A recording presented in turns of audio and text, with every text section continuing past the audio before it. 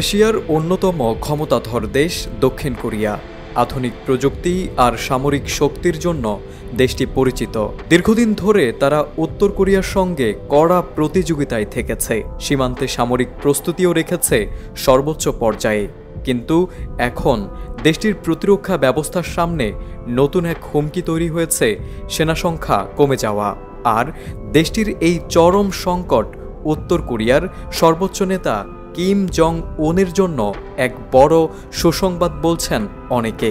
কারণ দক্ষিণ কোরিয়ার সামরিক শক্তি দুর্বল হয়ে পড়ায় এখন সহজেই ঘায়েল করতে পারবে তার দেশ উত্তর কোরিয়া।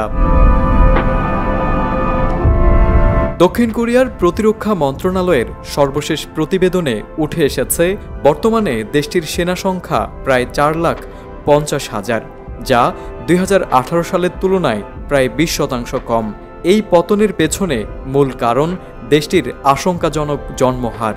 বর্তমানে দক্ষিণ কোরিয়ার একজন নারী গড়ে মাত্র 0.75 সন্তান জন্ম দেন, যা বিশ্বের মধ্যে সবচেয়ে কম। জনসংখ্যার হ্রাসের এই প্রবণতা সরাসরি প্রভাব ফেলেছে দেশটির সামরিক বাহিনীর জনবলে। বাধ্যতামূলক সামরিক সেবার কারণে দক্ষিণ কোরিয়ার 20 বছর বয়সী পুরুষদের শারীরিক পরীক্ষায় উত্তীর্ণ হলে 18 মাস সেনাবাহিনীতে থাকতে হয়। কিন্তু সরকারি তথ্য অনুযায়ী 2019 থেকে 2025 সালের মধ্যে এই বয়সী পুরুষের সংখ্যা 30% কমে যাবে। এর ফলে নতুন রিক্রুট বা সেনা সংগ্রহে দেখা দিয়েছে বড় সংকট। চলতি শতাব্দীর শুরুতে দক্ষিণ কোরিয়ার সেনা সংখ্যা ছিল প্রায় 6,90,000। 2010-এর দশকের শেষ দিকে এই পতন আরও ত্বরান্বিত হয়। 2019 সালের হিসাব অনুযায়ী সক্রিয় সেনা ও কর্মকর্তার সংখ্যা নেমে আসে প্রায় 5,63,000-এ, আর এখন 4,50,000-এ এসে ঠেকেছে।